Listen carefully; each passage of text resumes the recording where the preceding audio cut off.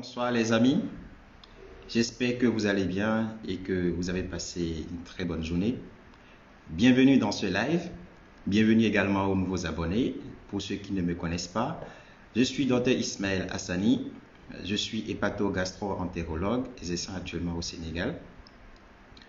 Et comme vous l'avez bien remarqué, sur cette page, nous ne parlons pas que de la gastro-entérologie, mais nous abordons différents sujets de la santé avec les experts adaptés à chaque question. Et ce soir, nous allons parler de la dépigmentation volontaire. Différents termes sont utilisés pour désigner la dépigmentation volontaire: résal, tchatcho, maquillage. Après, si vous avez d'autres appellations, n'hésitez pas à les mentionner dans les commentaires. Donc, cette pratique n'est pas seulement l'apanage des sujets à peau noire, de la population noire, mais elle est également répandue chez les femmes qui ont la peau claire. Mais malheureusement, cette pratique n'est pas dénuée de complications. Et pour certains experts, plus de 90% de ces personnes qui utilisent ces produits développent des complications.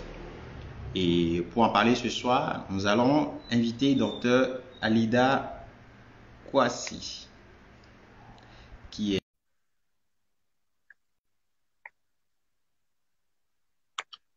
Alors, bonsoir. Coucou à bébé Keila. Bonsoir à Sonia qui fête son anniversaire aujourd'hui. Joyeux anniversaire Sonia. Sonia nous suit régulièrement, elle participe au live et interagit. Nous lui souhaitons, nous lui présentons tous nos voeux les meilleurs. Alida, bonsoir. Bonsoir Ismaël, comment tu vas? Bien, merci. Et toi, la forme? La forme, hein? Ah, Fatigué. super. Ouais, un peu fatigué, j'imagine. Alors, tu m'entends bien? Le micro, c'est bon? Oui, c'est bon. Ok, C'est ça marche. bon. Ok. Alors, je te laisse te présenter à ceux qui ne te connaissent pas encore. Docteur Alida Kouassi Ibrahim, médecin dermatologue vénérologue. Je suis prestataire dans beaucoup de structures à Cotonou. Moi, je suis au Bénin et j'exerce plus dans la capitale. Voilà. Très Oui. bien. Cotonou. Euh, Aldo, bonsoir. Aldo qui dit Mikudo Bada. Oh, Yo. donc, ouais. Bon, le coup de ce live, nous allons recevoir également Madame Dedele, qui va nous parler un peu, qui est psychologue, qui va nous parler un peu d'un aspect qu'on n'aborde pas souvent, l'aspect un peu psychosocial de la dépigmentation volontaire. Alors, Alida, tu vas nous dire déjà qu'est-ce que c'est que la dépigmentation volontaire. Le terme volontaire est important parce que on peut se dépigmenter sans que ça ne soit volontaire, surtout dans le cadre de l'utilisation des produits pour traiter une maladie. Donc, le volontaire vient parce que la personne, son but premier, c'est d'éclaircir la peau. Et vous rappelez que c'est la plupart des produits utilisés pour se dépigmenter sont détournés de leur usage habituel. Donc, c'est des produits utilisés en médecine pour traiter, mais qui ont un effet éclaircissant. Et donc, les personnes utilisent ces produits. Euh, donc, la dépigmentation volontaire, c'est tous les procédés qui vont amener quelqu'un à éclaircir sa peau dans un but cosmétique. Donc, le thème cosmétique est important. Voilà. Dépigmentation volontaire cosmétique. Cosmétique. Très Donc, bien. et Alors, oui, vas-y. bon, je voulais juste ajouter que en dehors de ces produits utilisés dans le traitement, il y a d'autres produits qui ne sont pas médicaux, mais qui sont utilisés pour la dépigmentation. Même des produits naturels hein, qui peuvent dépigmenter également, qui ne sont pas forcément médicaux. Ça reste quand même de la dépigmentation volontaire. Volontaire, voilà. Alors, parlons un peu des chiffres. Parlons un peu quelle est la prévalence de la dépigmentation volontaire en Afrique. Bon, de façon globale, la pratique, la prévalence, elle est haute. Hein. C'est plus de 50% dans la majorité des pays d'Afrique. Surtout, bon, les études que j'ai regardées sont plus en Afrique du Sud-Ouest, mais c'est plus de 50% dans la plupart des pays. Et la tranche d'âge, c'est de 20 à 40 ans, c'est l'adulte jeune, mais surtout les femmes. Surtout les femmes et encore les femmes en griffe, lettrées, mais qui ont un niveau primaire ou qui de façon générale, dans la littérature, quand vous voyez les femmes qui se dépigmentent, c'est surtout des femmes célibataires. Mais par exemple, au Mali, au Sénégal, là où tu vis, c'est les femmes mariées parce qu'il y a la concurrence, la coépouse et tout ça. Donc, dans un pays comme le Mali ou le Sénégal, où la polygamie est encore d'actualité, c'est plus les femmes mariées. Dans d'autres pays, c'est les femmes célibataires qui sont beaucoup plus pratiquantes. Oui, pardon? Je dis c'est les femmes célibataires qui sont beaucoup plus pratiquantes de la dépigmentation parce qu'elles veulent vous plaire, en fait. Nous allons revenir un peu plus tard sur cet aspect, sur les motivations, sur les motivations de la dépigmentation volontaire. Effectivement, ça revient souvent. Nous allons développer ça un peu plus tard. Donc, la prévalence, c'est plus de 50%. Après, ça dépend des recrutements et de l'échantillonnage. Voilà, oui, c'est ça. La méthode utilisée, voilà, la population d'études et tout ça, ça dépend. Mais non, globalement, c'est plus de 50%. Oui, et ça, c'est une pratique surtout féminine Oui, en Afrique. Oui. Alors, comment se manifeste la dépigmentation? Bon, les manifestations dites comme ça, c'est un peu vague parce que il y a plusieurs types de produits utilisés pour se dépigmenter. Donc, chaque produit utilisé va entraîner certaines conséquences. Donc, quand vous voyez quelqu'un, vous savez, ah, la personne utilise tel type de dépigmentant. Mais en général, en Afrique, les gens, ils font des mélanges. La plupart des personnes, ils font des mélanges. Ils n'utilisent pas un seul produit. Et par exemple, si je prends, là, j'aborde en même temps parce que les conséquences vont en même temps avec les types de dépigmentants utilisés. Et le plus courant, le plus vieux des produits dépigmentants, c'est l'hydroquinone. C'est l'hydroquinone. Et donc, l'effet que vous verrez le plus, c'est ce qu'on appelle l'ochronose exogène.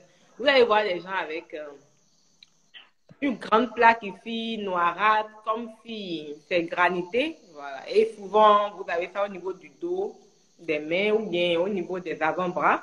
Parfois, vous avez ça dans le dos. Voilà. C'est l'hydroquinone qui donne ça. Et ça survient en général en 2 ans après l'utilisation.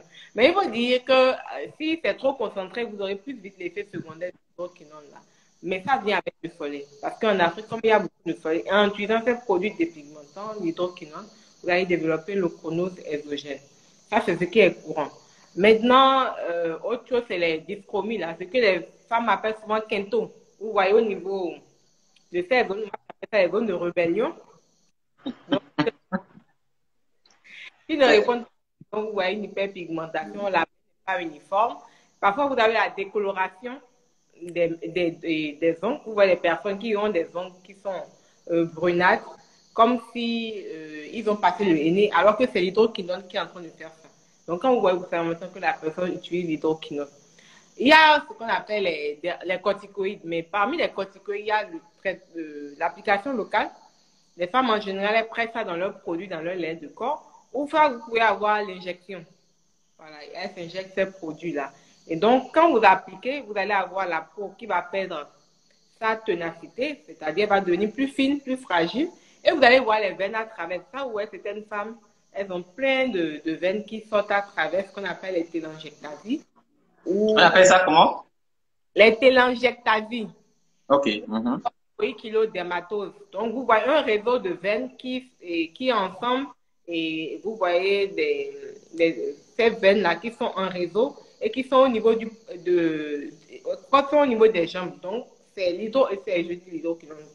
plutôt les dermocorticoïdes qui vont entraîner ça. Vous pouvez avoir également les vergetures. Ça, c'est courant parce que la peau va perdre sa souplesse. Donc, les fibres élatiques vont se casser, vont se rompre et vous aurez les vergetures. Donc, en dehors de ça, au niveau des dermocorticoïdes, j'aborde en même temps les conséquences systémiques. Parce que si je parle des injections de corticoïdes, forcément, vous aurez les complications systémiques, comme par exemple la tension artérielle, ce qu'on appelle l'hypertension artérielle. Vous pouvez développer les corticoïdes, oui. Le diabète, puisque les corticoïdes sont des sucres dont vous apportez du sucre à l'organisme en effet, vous pouvez développer le diabète. Vous pouvez développer aussi ce qu'on appelle l'insuffisance surrénalienne. Parce que la surrénale, c'est un organe qui est au-dessus du rein qui produit ces corticoïdes-là et qui nous permettent de vivre. Donc, en apportant ça, l'organisme se met au repos.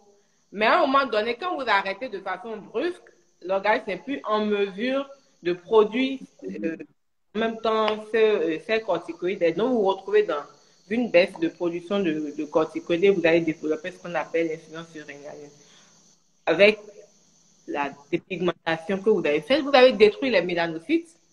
C'est ces mélanocytes qui donnent le pigment noir, la mélanine à la peau. Et donc, quand vous avez détruit, vous êtes exposé au soleil, vous pouvez développer ce qu'on appelle le cancer. C'est pour ça les personnes caucasiennes ont plus tendance à faire le cancer de la peau parce qu'elles n'ont pas le même type de mélanine que nous. Et donc, quand on les détruit, on est plus sujette à faire le cancer de la peau. Et il y a également ce qu'on appelle les dérivés mercuriels, le mercure, qui est un métal lourd et donc toxique pour la peau. Ouais. Certaines femmes, elles appliquent. C'est vrai que, excusez-moi, pour avoir les conséquences de ces dérivés mercuriels, là, il faut beaucoup de quantité de mercure, mais à l'appliquer tous les jours, vous allez vous faire une intoxication et donc peut-être une neurotoxicité, plus les toxicités au niveau neurologique, ou bien même. Voilà.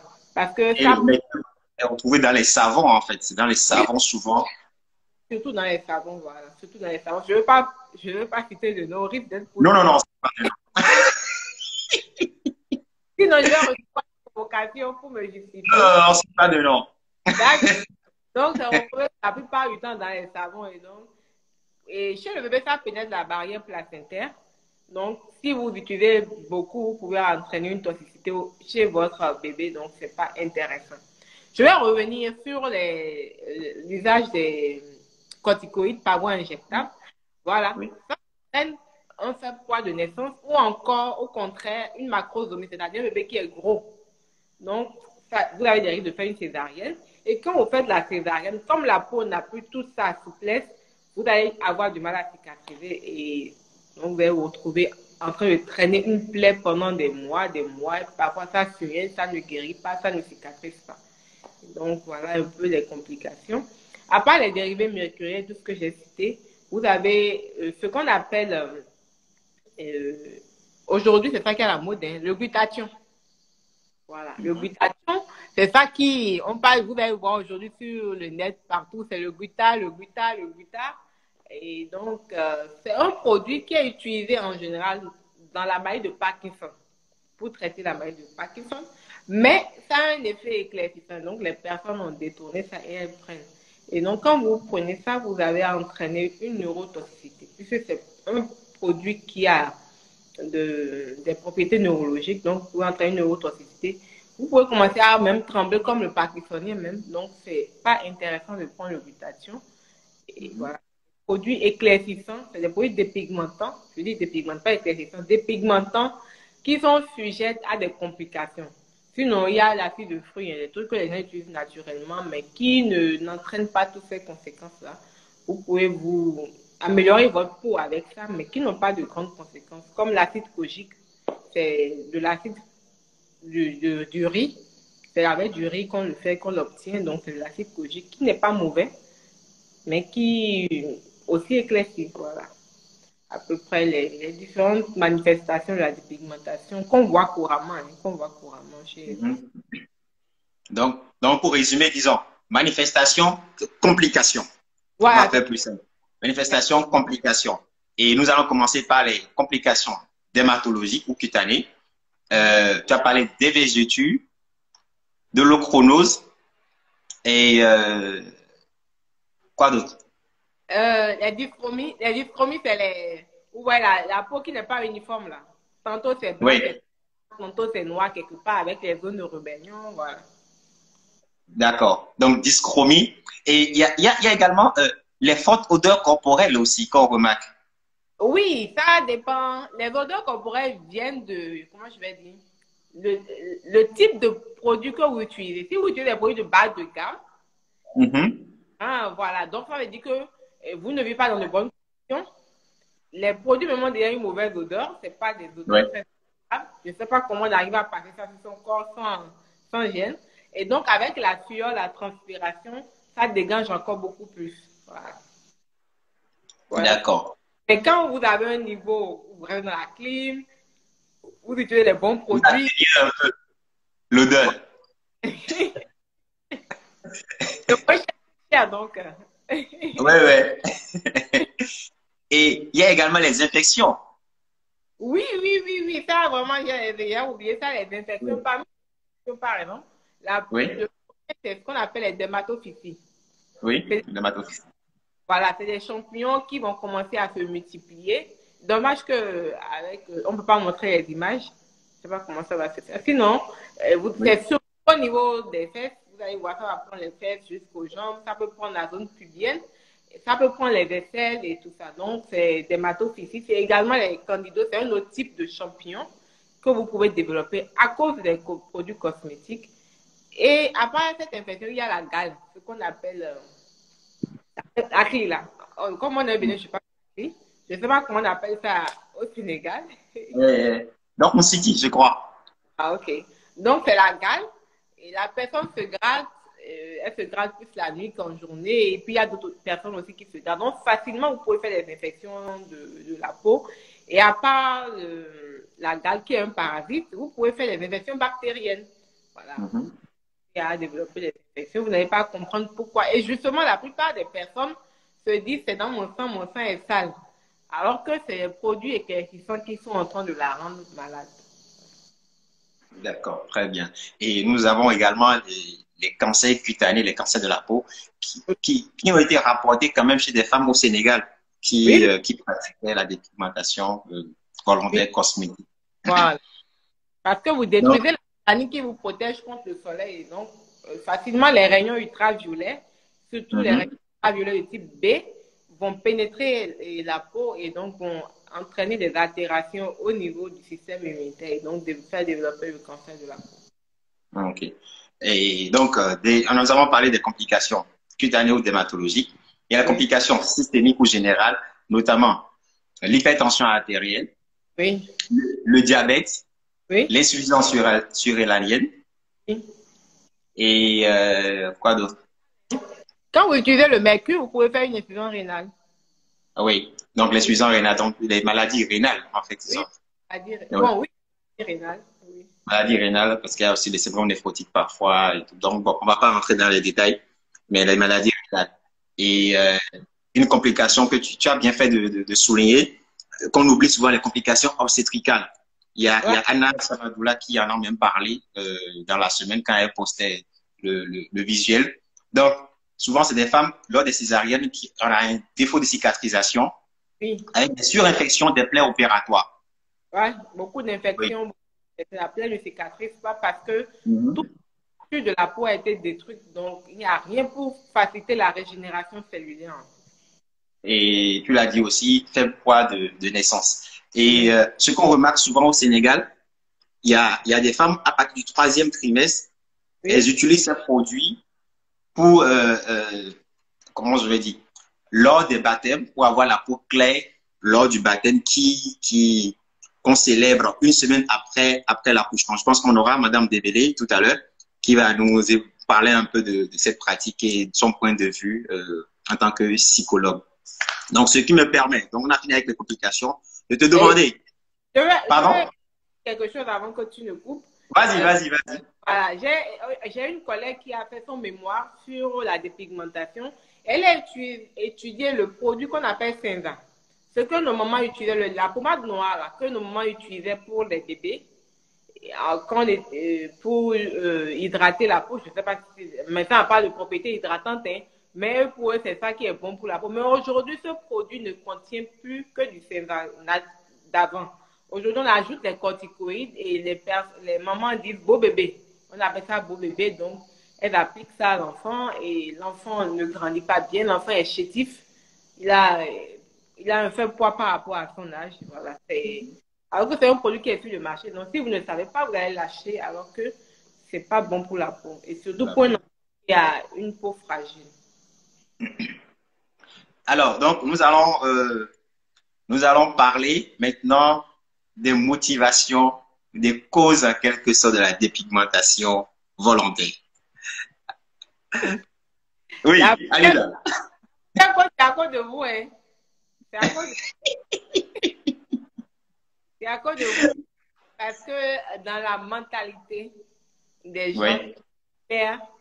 on est plus attirant, on est plus beau, c'est plus joli quand on s'habille, c'est plus joli à voir. Et donc, les gens ont cette pratique que la peau claire est plus jolie. Mais moi, je pense que le problème est beaucoup plus profond que ça. Si on retourne au temps de l'esclavage et tout ça. Mais en fait, la dépigmentation a commencé comment? Comment on a su, c'est des employés d'industrie qui utilisaient l'hydroquinone, voilà, comme antioxydant pour, comment on appelle, la fabrication du caoutchouc. Et donc, on a remarqué que ces ouvriers blanchissaient. Et donc, c'est comme ça que les gens se sont intéressés à l'hydroquinone et ont vu que l'hydroquinone était un produit éclaircissant. C'est comme ça qu'on a détourné son usage pour cosmétiques éclaircissants. Donc, ça a pris de l'ampleur. Et vous dites, quand avant les blancs nous avaient connu, quand tu es plus clair, quand tu es blanche, tu as plus de chance en fait. Dans beaucoup de domaines et tout. Donc, c'est comme ça que le phénomène a pris de l'ampleur. Aujourd'hui, ça s'est encore aggravé avec les médias, les panneaux publicitaires qui sont partout et même dans les chaînes, lors des émissions de grande audience, vous voyez des publicités qui font la promotion des produits dépigmentants. Et même en temps, aujourd'hui, peut-être ça a changé. En temps, même dans les émissions, vous ne voyez que des femmes claires, que des femmes dépigmentées. Parce que ça paraît plus beau, mais aujourd'hui, quand même, la tendance la tendance change et on voit des femmes quand même de couleur de teint noir qui font des présentations et qui sont très belles. Olivia Yassé, par exemple, elle a été Miss Monde Afrique. Elle est de teint vraiment noir, mais elle est très belle. Voilà. Donc, à part ce qui Motivation, c'est abuser esthétique, on va dire. Voilà les motivations. Il y a d'autres, je pense que c'est le boulot. Vous allez voir dans certains boulots, par exemple, comme les boulots où de faire du marketing, du commercial, on va vous prendre parce que vous êtes clair, vous êtes plus présentable. Voilà, donc ces boulots aussi favorisent. Et pas mimétisme également, il y a d'autres femmes qui ne le font pas mimétisme. Ah, j'ai vu ma copine, elle est claire, voilà. Ouais. Et donc, on ne sait pas toutes les conséquences qu'il y a en dessous. Il y a d'autres femmes qui savent, hein, mais elles préfèrent se dépigmenter. Moi, quelqu'un qui m'a dit non, je préfère me dépigmenter quand je serai vieille, j'aurai les conséquences, il n'y a pas de problème. Mais aujourd'hui, je veux être belle, voilà. Donc, il y a des femmes qui sont prêtes à tout pour ça. Oui, parce que la plupart connaissent au moins un des effets néfastes de la dépigmentation sur la santé. Voilà. Et voilà. Donc, il y a également un problème d'estime de soi. C'est ça, d'estime de soi. C'est un complexe, moi. C'est un complexe. Tu n'es pas fier de ce que tu es. Tu peux améliorer sans te dépigmenter. Et voilà, et les produits aussi sont tellement accessibles aujourd'hui, c'est moins cher. Vous avez des produits dépigmentants de 500, de 300, de 400, de 1000 francs. Donc, c'est tellement accessible, c'est vilipendé que bon. Même les gens ne trouvent même plus que ces produits sont éclairés. Ils se disent, bon, c'est pas mauvais, quoi. C'est un lait simple. Voilà, vous allez voir des laits qui sont en train de dire, finalement, on va vous dire, non, c'est des laits simples. C'est devenu commun. C'est bien dommage. Oui, c'est dommage. Bon. Nous allons inviter Madame Dembélé parce que l'évaluation précise des déterminants socio-culturels et des enjeux économiques de la dépigmentation est fondamentale pour élaborer des mesures de prévention efficaces. Donc, il faut comprendre le fond de la question pour mieux venir en aide aux populations. Et comme tu l'as dit, il y a beaucoup de publicités mensongères, donc ça, c'est un peu plus compliqué d'agir, mais ce que nous avons à faire, c'est de communiquer. Madame Dembélé, bonsoir. Bonsoir, docteur. Oui. Vous m'entendez bien? Oui, ça va. Oui. Ah, nickel. Bonsoir, vous allez bien? Oui, ça va bien. Merci. Bienvenue, Madame Dembélé. Mais merci beaucoup. Merci de m'inviter à vous rejoindre. C'est un thème qui est très passionnant et très intéressant et qui est vraiment d'actualité. Mhm. Je vous laisse vous présenter. Alors, je suis Khadijatou Konaré Dembélé, je suis psychologue clinicienne, je travaille à l'hôpital principal de Dakar au pavillon France. Ok. Très bien. Ça fait longtemps Merci. Hein? Oh, docteur Kwasi Alida, le dermatologue vénérologue. Bonjour, docteur Kwasi. Bonjour, Madame Dembélé. Je vous ai un peu suivi, j'ai un peu écouté ce que vous avez dit, j'ai pris un peu en cours, mais je vous ai quand même suivi. D'accord. Alors, la oui. dépigmentation, c'est vraiment un problème. Moi, je me dis, c'est un complexe qui va au-delà du fait de vouloir éclaircir la peau. Et même quand on veut l'arrêter, c'est compliqué parce que l'entourage ne facilite pas du tout la chose. On vous demande pourquoi vous devenez vilaine, qu'est-ce qui se passe, vous avez des problèmes. Donc, quand le côté psychologique n'est pas, on ne met pas le côté psychologique, ça devient plus compliqué pour faire la dépigmentation. Donc, c'est vraiment important ce volet psychologique pour accompagner la patiente qui désire vraiment arrêter de se dépigmenter. Alors, moi, ce que je peux dire à ça, c'est qu'aujourd'hui, je vais prendre la dépigmentation et faire l'analogie, si vous me le permettez, avec l'addiction. Oui. Celui qui fume du cannabis ou qui boit de l'alcool ou qui se pique, c'est en général les conséquences. Hein? Mais quand même, il va continuer à le faire. Pourquoi? Parce qu'au niveau de sa balance décisionnelle, les gains sont plus importants que les effets indésirables, dont il est bien conscient.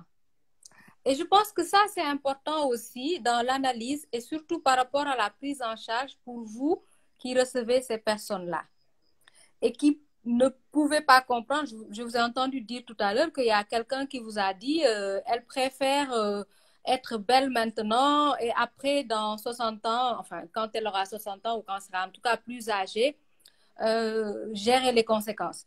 Sauf qu'elle n'est même pas sûre qu'elle arrivera à l'âge de sa vieillesse aussi. Hein? Parce qu'avec tout ce que vous avez dit, nous, une fois, on a fait des journées médicales à l'hôpital et on a parlé de l'impact de la dépigmentation volontaire. Et j'ai bien aimé le mot volontaire. Ce n'est pas quelque chose de forcé. Quand on se dépigmente, il y a un but précis. Et d'ailleurs, on ne le fait même pas de la même façon. Donc, je disais que quand j'avais entendu une communication sur les effets, je ne savais pas, parce que moi, je ne suis pas médecin, hein, je suis que simple psychologue. Je ne savais pas qu'il y avait le diabète qu'on pouvait choper et plein d'autres maladies, en fait. Moi, le cancer, oui, c'était le cancer, mais après, toutes ces perturbations autres, je ne le savais pas.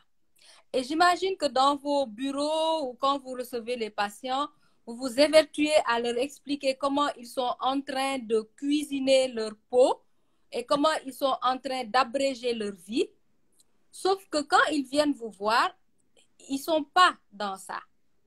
Parce que comme je le disais tout à l'heure, il y a autre chose qui est derrière, qui est qu'est-ce que je gagne? Je pense que la question, c'est d'abord de voir avec le patient qui vient vous voir, quels sont les effets positifs. Ça paraît toujours bizarre hein, quand je dis ça, quand je travaille avec quelqu'un qui a des problèmes d'addiction et que je lui dis quels sont les effets positifs de l'alcool ou les effets positifs du cannabis. Tout de suite, il te regarde comme ça, oh, mais il n'y a pas d'effet positif. Mais si, il y a un effet positif. Dans le sens où la personne qui utilise cette substance gagne quelque chose, même si le prix à payer est plus lourd.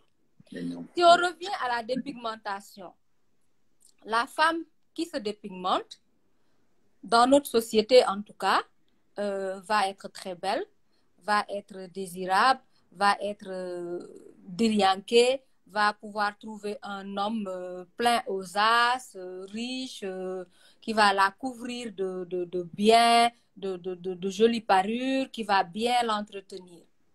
Ça va lui permettre d'avoir une confiance en elle, d'aller avec d'autres filles, de retrouver, d'avoir un groupe, d'avoir une place dans la société, d'être reconnu, d'être valorisé. Et très souvent, ça, pour quelqu'un, ça vaut le coup, comme vous disiez votre patiente, vers la fin de ma vie là, d'avoir le cancer, d'avoir toutes ces maladies que le médecin là est en train de m'énumérer. De toute façon, il faudra bien qu'on meure de quelque chose. C'est ça. Donc, c'est d'abord la chose à comprendre. Vous aviez parlé tout à l'heure d'estime de soi, on a parlé, mais c'est vraiment des choses très, très profondes liées à l'image de la personne, liées à la personnalité de l'individu et à son histoire. Ce n'est pas toutes les femmes qui se dépigmentent. Il y a des femmes qui sont noires, entre guillemets, comme on leur dit ça d'ailleurs, comme du charbon, mais qui n'éprouvent pas le besoin d'aller se dépigmenter, qui arrivent à faire avec. C'est comme la personne qui va fumer du chanvre, le jeune adolescent qui a un groupe d'amis qui fument du chanvre. Certains vont aller fumer, comme tout le monde, mais d'autres ne vont pas aller fumer du tout. C'est là où se pose la question. Qu'est-ce qui fait que quelqu'un va franchir le pas et un autre ne va pas franchir le pas? Déjà. Et quand on franchit le pas très souvent, c'est pour ça que je faisais l'analogie avec l'addiction. Après, quand on est dans quelque chose d'addictif, mais ce n'est pas facile de lâcher. Donc, on est dedans et on a ce besoin-là et on anticipe même. Parce qu'on sait très bien que si on arrête ou qu'on diminue le produit, on risque d'avoir les taches, on risque d'avoir telle chose, on risque d'avoir telle chose. Et plus on avance dans sa carrière de dépigmenteuse, et ben plus on va en rajouter et plus on va trouver des moyens encore beaucoup plus colossaux pour camoufler, parce qu'on sait que la peau se fragilise de plus en plus, que les effets commencent peut-être à se sentir, et donc on anticipe. C'est comme celui qui fume et qui a peur de l'effet du manque. Donc, il ne va plus finalement fumer parce que ça lui fait du bien seulement, mais fumer parce qu'il aura expérimenté le manque et qui ne veut pas arriver dans cet état de manque qui est douloureux, qui est très difficile. Donc, vous voyez, et c'est ce qui fait qu'on a différents types de dépigmentation. Vous le disiez tout à l'heure, les femmes qui viennent d'accoucher, il y en a qui font la dépigmentation pour se décaper et elles ont les termes bien clairs, hein, c'est bien codifié. Celles qui veulent juste maintenir le teint, celles qui veulent juste s'éclaircir un peu, celles qui veulent rôti. Rôti, c'est, je sais pas comment je vais le traduire. Rôti, c'est très violent en fait. Rôti, c'est genre, on enlève, voilà, quasiment, on déchausse la peau. Et je me rappelle quand j'étais plus jeune, j'avais une cousine qui était claire déjà à la base, hein, mais elle était aussi très jolie, elle était très courue par les hommes. Et donc, elle, c'était vraiment, il faut que je reste claire, sans tache ni rien. Et donc, elle était mariée. Et quand elle était enceinte, pendant la grossesse, vers la fin de la grossesse, elle mettait le produit, elle s'enduisait du produit tout le corps la nuit. Elle mettait des sachets en plastique. Elle portait sur les jambes. Après, elle mettait des grosses chaussettes. Elle mettait un pantalon. Elle allait se coucher. Parce que, soi-disant, avec la chaleur de la grossesse, la chaleur de tout l'attirail, l'accoutrement qu'on a mis, ça va carrément cuire la peau. C'est littéralement ça, hein, cuire la peau. Et justement, c'est comme le serpent qui mue, quoi.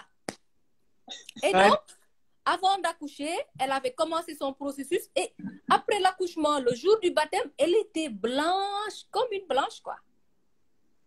Et ça valait le coup pour elle. Donc, c'est très important. Maintenant, la société vient renforcer ça.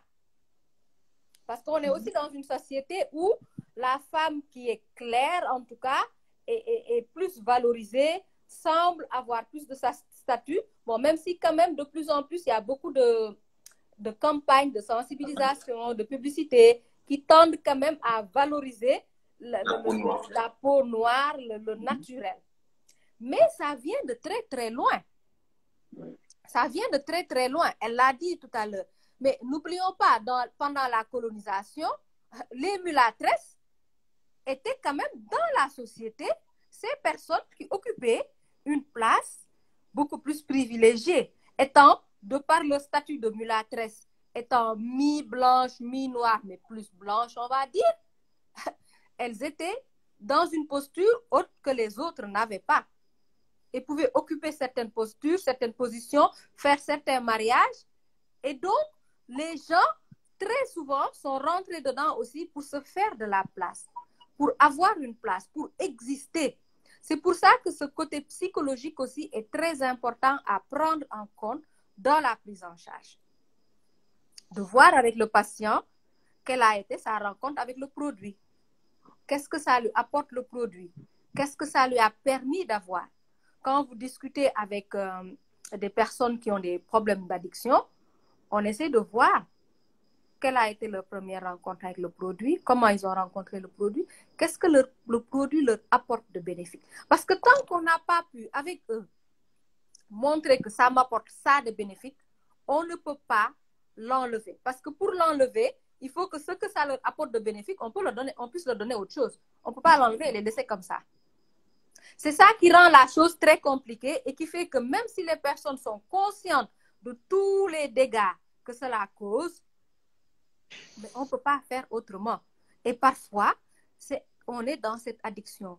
On est toujours en train de se regarder, on se rassure, ah oui, je suis bien, ah oui, je suis jolie, ah oui, je ceci. Donc, quand je porte tel habit, ça sort mieux. Quand je mets tel bijou, ça va sortir mieux. Quand je mets telle coiffure, ça va sortir mieux. Et après, c'est Dr Kouassi qui va vouloir leur enlever ça. Elle dit, mais attends, celle-là aussi, elle vient d'où, quoi? Donc, ça, c'est vraiment, pour moi, c'est un entretien motivationnel qu'il faut avec ces patients-là. Ça ne sert à rien d'emblée de leur lister tout ce qui ne va pas. Ils le savent, hein? Ils ont déjà vu quelqu'un dans le quartier, une vieille mamie qui était très belle dans sa jeunesse et qui a fini avec la peau, on appelle ça tchéré, c'est quand c'est vraiment tout cramé, surtout vers le cou, comme ça, ou les poches des yeux. C'est tellement... voilà. Tout le monde a vu ça, hein? Mais ça n'a pas empêché. Donc, c'est d'aller travailler avec ces personnes-là et d'aller voir qu'est-ce qu'il y a derrière. Et peut-être les renforcer au niveau de confiance d'elles-mêmes, de voir un peu leur parcours, leur vécu, les écouter sur ce que ça leur apporte de positif. Parce que très souvent, c'est aussi ça qui peut être un peu la difficulté avec les médecins. Vous êtes beaucoup dans les soins. C'est bien. Mais c'est comment on aborde autrement ça. C'est pour ça que moi, aujourd'hui, je ne dirais pas les effets, les conséquences, je crois que c'est ça le sujet, hein, les conséquences de la dépigmentation volontaire. Les complications, oui. Voilà. Moi, je dirais, les complications, pour moi, la dépigmentation volontaire, c'est la complication de quelque chose chez l'humain. Chez une dame donnée, et un homme aussi, les hommes aussi se dépigmentent maintenant. Oui. Même les enfants. Certaines mamans dépigmentent les enfants. Et ces mamans qui le font, vraiment pensent bien faire parce qu'ils pensent donner des atouts à leur enfant. Dès le début. On va le décaper, on va le lisser, le finaliser, le rendre beau, le rendre présentable. Comme on est en train de dire, on lui donne toutes ses chances pour la vie. Et malheureusement, on ne sait pas qu'on est peut-être en train de lui abréger plein d'autres choses. Donc, il y a un gros travail de sensibilisation, mais surtout d'aller voir un tout petit peu les motivations inconscientes. Les motivations conscientes, elles vont être claires. Hein? Elles vont tout dire, oui, je voulais juste garder mon teint, je veux juste être un peu ceci, je voulais être jolie. Non, je ne me dépigmente pas, pourtant je mets juste un petit truc. Après, quand tu regardes ces vitamines C, vitamines je ne sais pas quoi dedans, il y a de l'hydroquinone dedans. Ah, mais je n'avais pas fait attention. Bon, c'est un peu le déni aussi, hein, quelque part. Mais il y a d'autres motivations qui sont là et qui sont beaucoup plus profondes. Oui. Et il faut qu'on prenne le temps de comprendre un peu cette personne. C'est quoi son parcours? Quelle est sa rencontre avec le produit? Parce que l'addiction, c'est aussi ça. Hein, c'est un produit, un individu et un milieu. Et ils se rencontrent. Donc, c'est comment les aider à travailler ça. Parce que quand on demande d'arrêter, il faut aussi préparer la patiente. Très souvent, c'est plus les dames qui vont aller consulter que les hommes. Quand la patiente vient en consultation chez le dermatologue, qui la sensibilise ou qui déjà a vu des effets secondaires ou des complications qui sont déjà en train de s'installer. C'est aussi comment travailler avec cette personne, la renforcer, l'accompagner dans ce cheminement. C'est comme quand on fait le sevrage avec quelqu'un. Il va y avoir un manque, hein, parce que cette personne, finalement, comment elle va se regarder devant son miroir? Parce qu'elle ne sera plus blanche, elle va redevenir noire. Qu'est-ce qu'on lui propose? Est-ce qu'il y a des choses légales qu'on peut proposer qui ne vont pas dépigmenter, mais qui vont quand même permettre à la personne de se sentir bien, de se retrouver, de se mettre en accord avec son image, avec son corps? Et à ce moment-là, on peut gagner le pari de l'aider à sortir petit à petit de cette addiction. Maintenant, l'autre chose, c'est que les sociétés pharmaceutiques, on est aussi dans un monde industriel. Hein? C'est une grosse manne financière. Autant en Afrique qu'en Europe. Parce que nos sœurs qui sont aussi en Europe se dépigmentent. Moi, la première fois que j'ai vu des hommes se dépigmenter, c'était en 2001 quand j'étais en Suisse. J'ai vu des gens, bon, je ne dirais pas de quel pays, mais c'est des Africains. Mais le monsieur, il était complètement dépigmenté. Moi, c'était la première fois de ma vie que je voyais un homme dépigmenté. J'en voyais des femmes, il n'y avait pas de souci. Mais après, je me suis rendu compte que dans cette communauté-là, c'était quand même quelque chose de très normal. Et en fait, ça faisait partie de... c'était des hommes qui avaient une place dans la petite ville de Genève où on était là. C'était vraiment les high class, quoi. Les gens qui sont... Voilà. Et c'est là où j'ai vu aussi une maman issue de cette même communauté qui dépigmentait son bébé qui était garçon. Pour vous dire à quel point c'est profond et que ça vient de loin. La maman, elle dépigmentait son garçon. Et moi, quand j'ai vu le bébé est né devant moi, parce que je travaillais dans un foyer quand j'étais étudiante à l'époque, où on accueillait des femmes qui avaient quelques soucis et tout. Et le bébé est né devant moi. Donc, je l'ai vu naître. Mais au fil des mois, je voyais sa peau qui changeait, avec des taches aussi en plus et des boutons. Et je lui ai demandé qu'est-ce qu'elle lui mettait. Et elle m'a montré, elle m'a dit, ah, il faut lui mettre ça, patati, patata. Bon, bref. Donc, pour vous dire que c'est vraiment des choses profondes. Et justement, cette société-là aussi, qui trouve ses gains là-dedans, ne va pas laisser tomber. Vous voyez les publicités qui passent un peu partout, qui vantent les mérites de ces produits-là, qui vous décapent, qui vous éclaircissent, et on nous assure qu'il n'y a aucun effet secondaire. Je pense qu'il y a aussi une bataille à mener par rapport à ça. Oui, il n'y a pas de réglementation pour lutter contre la fabrication et la vente de ces produits de dépigmentation. Et certains produits sont interdits, prohibés en Europe, mais en Afrique, ils ont une peau neuve. Et donc, après, c'est nous les Africains aussi qui vendons ça. On vient vendre ça aux autres. C'est comme avec la drogue. Quand on revient à la drogue, c'est pareil. Quelqu'un qui a l'habitude d'acheter du chanvre ou autre chose, qui décide d'arrêter, mais c'est clair que son vendeur, ce n'est pas dans son intérêt. Il va tout faire pour relancer le client, qui peut dépenser jusqu'à des sommes colossales. Et dans la dépigmentation, c'est pareil. C'est en fonction du statut de la personne. Comme vous le disiez tout à l'heure, avant, il y avait ce qu'on appelait les mélanges, là, avec les tubes, les je ne sais pas quoi, où on faisait des mélanges.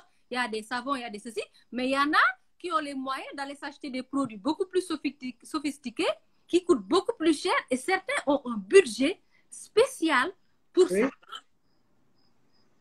Et donc, vous imaginez bien que c'est quand même quelque chose d'assez lucratif, et les personnes qui vendent ça, ils ne vont pas laisser forcément tomber très rapidement.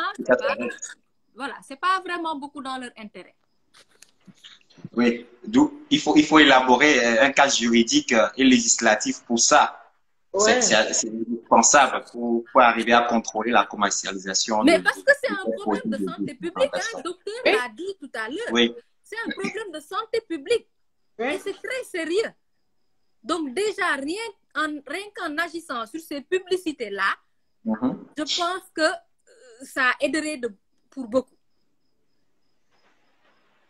Après, maintenant, faire tout un travail de prévention, de sensibilisation, pour rappeler aux gens quand même tous ces effets, toutes ces conséquences, en tout cas néfastes, qui sont là. Il y a un commentaire, les femmes sénégalaises dépensent des milliards par année. Oui, oui, enfin oui. Il y a une étude qui a été réalisée dans une localité dans la banlieue, je ne vais pas appeler de nom, de Dakar, où effectivement ils ont remarqué qu'il y a près de 90% de femmes qui pratiquent la dépigmentation au Sénégal, hein, à Dakar, à Malou Dakaroise, et qui dépensent effectivement, quand on regarde le budget, ça dépasse les millions carrément. Donc, c'est un véritable problème de santé publique. C'est un fléau carrément. Et il faut avoir des moyens de prévention très efficaces. Mais merci, Madame Dembélé, pour les pistes de solutions. C'est très important parce que, comme vous l'avez dit, le mal est plus profond. Et là, je n'avais pas vu la chose dans ce sens comme une addiction. Et là, je vous rejoins totalement. Il faut un accompagnement dans ce sens-là. C'est pas seulement le volet médical, les complications, oui. Et quoique les complications même, on va parler un peu, Alida va nous dire un peu comment prendre en charge ces complications. Parce que ça ne nous empêche pas, il n'y a pas de réversibilité pour la plupart du temps. Oui, malheureusement. Donc, les femmes ne vont pas vouloir forcément revenir à la peau classique avec tout ce que ça implique comme dyschromie, comme complication. Donc, il faut aller plus loin pour pouvoir aider les patients, comme c'est plus l'apanage des femmes. Alida. Oui, je t'écoute. Prendre en charge les complications, la dépigmentation volontaire, cosmétique. Donc, les complications, déjà, on propose la pratique. Parce que même si vous traitez pas l'infection, si vous traitez l'infection, mais que vous continuez la dépigmentation, forcément l'infection va revenir. Si c'est l'hypertension artérielle, c'est irréversible, c'est plus possible. Vous prendre des comprimés. Maintenant, si vous voulez améliorer, si vous voulez maintenir votre chiffre tensionnel stable, vous êtes obligé d'arrêter d'utiliser les produits dépigmentants. Maintenant, nous, ce qu'on propose aux patients, il y a des produits à base d'acide. Et comme je le disais tout à l'heure, c'est des produits qui éclaircissent, mais qui ne dépigmentent pas. Il faut dire que la dépigmentation, ça détruit les mélanocytes. Alors que l'éclaircissement, ça réduit la production de mélanine. Donc, en fait, vous atténuez un peu. Donc, ce que nous on propose aux patients, c'est d'arrêter brusquement les produits dépigmentants. On introduit ces produits de fruits. Parfois, on ajoute même des sérums éclaircissants avec le lait. Si vous avez les moyens, oui, c'est plus facile. Mais quand vous n'avez pas les moyens, ça devient compliqué. Parce que c'est beaucoup d'argent qu'il faut. Donc, on intercale progressivement et on peut faire un jour sur deux, après passer à 2 fois par semaine, passer à 1 fois par semaine, jusqu'à arrêter progressivement pour que la personne ne passe pas de là à là. Donc, arrêter de façon progressive jusqu'à ce que la personne puisse ne plus utiliser ces dépigmentants et continuer avec les éclaircissants à base d'acide de fruits. Bon, tout le monde n'est pas compliant pour ce traitement-là parce qu'il y a d'autres, comme elle a dit, c'est pas facile, l'entourage, ça c'est pas du tout facile. Et si vous avez encore un mari qui veut que vous dépigmentez, parce qu'il y a des femmes qui veulent arrêter, mais le mari dit non, je te veux clair. C'est soit ta vie ou soit la sienne. Si les complications, tu perds pas ta vie, mais si tu perds ta vie, il va trouver une autre femme. Et même si tu continues, si tu as des plaies sur la peau, des boutons sur la peau, il va trouver ailleurs. Donc, c'est à toi de décider pour toi-même. C'est vrai, c'est pas facile dans nos conditions parce que en Afrique, c'est le mari, il faut être marié et tout, mais il faut penser à soi parfois. Donc, c'est compliqué. Parfois, on est obligé d'adresser vers un psychologue. Mais moi, par exemple, j'ai compris, je ne dis jamais à un patient qui doit aller voir un psychologue. Je dis, je vais adresser un médecin qui va parler avec vous. Parce que quand vous dites psychologue, on voit la folie. Voilà, et il voit la folie, bon, c'est les femmes, elles ne veulent plus partir. Ils se braquent aussi pour la plupart du temps. Voilà, elles ne veulent plus partir. Et tout ça. Donc, je dis non, vous allez voir un médecin qui va parler avec vous et qui va essayer de trouver des solutions avec vous. Donc, c'est comme ça, vous amenez à faire avoir fait, quand elle va devant le médecin, qu'elle se rend compte en fait que c'est un psychologue. Si le psychologue arrive à la convaincre, je sais que ça va continuer, mais si il y a des gens qui sont bornés, qui disent non, c'est là, elle m'a perdu mon temps. Voilà, donc c'est comme ça, on prend. Maintenant, il faut dire que quand vous voyez un saillie de la peau, c'est 2 semaines. Quand elle naît comme ça, c'est 2 semaines avant qu'elle atteigne la mort cellulaire. Donc, vous imaginez pour que toute la peau se renouvelle, le temps qu'il faut. Donc, si vous arrêtez progressivement, vous allez retrouver votre... Vous allez forcément passer par ce qui va être difficile. Et c'est à cette phase qu'on a besoin du psychologue pour vous permettre de rester dans votre désir d'arrêter. Donc, si le psychologue n'intervient pas à cette phase d'affection, et elle va retomber dans... Comme elle a dit, c'est vraiment une addiction, comme elle a dit, elle a sorti le terme, une addiction. Et c'est compliqué. Merci. Il y a Sonia qui...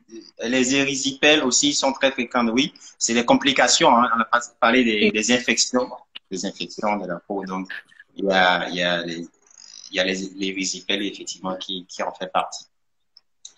Alors, je pense, est-ce qu'il y a des interventions entre-temps, des questions? Bon, je pense que tout a été dit, hein. Madame Desmêlés, votre mot de fin? Alors, mon mot de fin, c'est pour la référence pour le docteur. Parce que après, si vous me les référez comme ça, c'est très compliqué. J'ai 2-3 séances pour les convaincre qu'ils ne sont pas fous et qu'ils ont besoin de venir me voir. Ce qui peut être très simple, c'est que quand elles viennent vous voir, elles sont dans une souffrance. Soit parce que leur peau est en train de changer, soit parce qu'elles ont une complication qui s'est manifestée ou des choses comme ça. Donc, ce que vous pouvez dire à ces patientes pour les convaincre d'aller voir le psy, c'est de leur dire, vous êtes en souffrance, c'est difficile, vous avez été comme ça pendant un temps, maintenant, moi, je vous dis qu'il faut arrêter parce que sinon, il y a telle ou telle maladie et tout ça, ça peut être beaucoup de choses à devoir gérer et ça peut être très compliqué. Et vous êtes peut-être écartelé entre arrêter, être belle, entre guillemets, en étant claire ou avoir une bonne santé. La psychologue, elle est habilitée à pouvoir travailler ça avec vous, à vous aider à parler de vos doutes, de vos craintes, de toutes ces choses qui se passent à l'intérieur de vous et vous permettre de mieux y réfléchir et de pouvoir mieux vous décider. Et ça les rassure qu'ils ne sont pas fous. On les envoie chez le psy pour qu'on prenne au contraire en compte cette souffrance qui est quand même là, hein, parce que c'est une réelle souffrance. Quand vous dites que certaines femmes, elles veulent arrêter, mais le mari dit non. Parfois, pour certaines femmes, c'est très compliqué parce que peut-être elles n'ont pas cette force-là de pouvoir dire c'est moi qui compte d'abord. Elles n'ont peut-être pas cette autonomie, que ce soit sur le plan financier, que ce soit le plan social, et même une autonomie affective parfois. Peut-être elles savent très bien que le monsieur, il est en train déjà d'aller voir à côté, hein, mais elles n'ont peut-être pas cette autonomie affective qui va faire qu'elles vont se dire « Ah, moi, maintenant, il est temps que je m'occupe de moi, ou je dois, ou je. » Et donc, qui fait que, malheureusement, elles vont rester dans le giron, ça c'est des violences psychologiques aussi, dans le giron de ce monsieur-là qui va commander même comment doit être ta peau au prix de ta vie. Donc, le mot de la fin pour moi, c'est vraiment que c'est une problématique très, très complexe. Et qu'il faut, encore une fois, comme j'ai l'habitude de le dire, prendre le patient dans sa globalité. Le prendre dans sa globalité, c'est de savoir qui elle est, d'où est-ce qu'elle vient, quels sont les moyens qu'elle a, comment elle peut. Comme vous dites, hein, les traitements de substitution que vous proposez, c'est aussi des choses qui peuvent être chères. Je sais qu'en général, les ordonnances dermato, ça ne coûte pas bonbon quand même. En général, c'est réputé quand même coûter quelque chose. Mais bon, ouais, c'est efficace. Donc, je veux dire, c'est aussi étudier toutes ces choses-là pour pouvoir, avec le patient, faire un planning ou une feuille de route, voilà. Faire une feuille de route avec le patient et voir avec le patient en fonction de sa condition, de ce qu'il peut, de ce qu'il ne peut pas, de quels sont les barrages, établir cette feuille de route pour l'amener petit à petit à travailler ensemble vers ça. Et vous allez voir que vous-même, le médecin, parce que très souvent, les gens disent, ah, je l'envoie chez le psy. Mais vous, qu'elle connaît, qui l'avez vu sous toutes ses formes, sous toutes ses coutures, parce que vous l'avez regardé de partout, vous l'avez ausculté de partout et tout, il y a quand même un lien qui est déjà là avec vous. Et vous pouvez lui apporter énormément de choses même avant que cette personne n'arrive chez le psy. En établissant un peu ça, en discutant, en lui montrant qu'on travaille ensemble. J'ai besoin de vous et que vous avez le pouvoir de faire quelque chose, de changer. Et justement, si c'est quelqu'un qui a un problème de confiance, d'estime, de l'image de soi, ça va l'aider à se renforcer, à se rendre compte, ah, mais moi, je peux avoir d'autres compétences. Je peux être valorisée autrement que juste par un corps ou par une peau ou par des habits. Et ce travail-là, vous le faites déjà, docteur Kwasi, en leur montrant qu'elles peuvent faire des choses, qu'elles peuvent décider pour leur propre corps et qu'elles peuvent prendre de bonnes décisions. Voilà Merci. ce que je veux dire. Merci beaucoup. Merci, Madame Denele. Toujours pertinente. Merci pour votre disponibilité. Alida, mot de fin avant de fermer la session. Ok. Bon, c'est un plaisir d'avoir partagé cette émission avec Dr Ismaël Hassani et Madame Denele. Donc, la dépigmentation, moi, je suis persuadée que malgré tout ce qu'on fait, le phénomène ne fait que prendre de l'ampleur. Le phénomène, quel que soit ce qu'on fait, les sensibilisations, tout ce qu'on fait, moi, le nombre d'émissions que j'ai fait pour la dépigmentation, mais ça ne change pas la mentalité. Bien au contraire, ça prend de l'ampleur. Moi, des fois, je m'assois chez une amie qui vend des produits cosmétiques. Elle me voit, ah, tu n'aimes pas. Je sais que tu n'aimes pas ces gens comme ça. Mais le nombre de femmes que je vois défiler et qui demandent tel produit, elle va dire non, c'est ça que je passe à mon enfant. Non, moi, je ne veux pas ça, c'est pour l'enfant. Mais c'est des produits tellement choquants. C'est devenu banal. C'est devenu banal. Avant, les gens avaient honte de dire que c'était mais aujourd'hui, les gens n'ont plus honte. Ils se disent oui, c'est bon, on en discute. Tout ça. Moi, je pense, comme elle a dit, Madame Denele l'a dit, il faut que l'État aussi mette sa contribution. Il faut augmenter les prix parce que les produits sont très accessibles. Les panneaux publicitaires, j'ai lu dans une revue tout à l'heure, c'est dans les 150 000, 130 000, c'est moins cher pour un panneau publicitaire qui parle de la dépigmentation, accès ces choses-là. C'est d'abord tout ça pour réduire, c'est d'abord réduire l'entrée de ces produits. C'est d'abord augmenter les prix. Voilà, c'est des trucs. Espérons qu'on aurait gagné un petit émission là. Oui, on espère quand même, on espère qu'avec déjà, parce que c'est ce que nous faisons, la communication, c'est ce que nous faisons. Oui, pour toucher les gens, pour toucher le maximum de personnes, pour essayer de changer les comportements. Et malheureusement, il n'y a pas de mécanisme mis en place pour contrôler ces publicités contre l'utilisation, l'usage de ces produits dépigmentants. Nous espérons qu'il y aura peut-être des décisions qui seront prises dans ce sens pour essayer de réduire ce phénomène, voire l'éradiquer. C'est ce qu'on souhaite d'ailleurs. Et merci à tous ceux qui nous ont suivis. Alida, merci.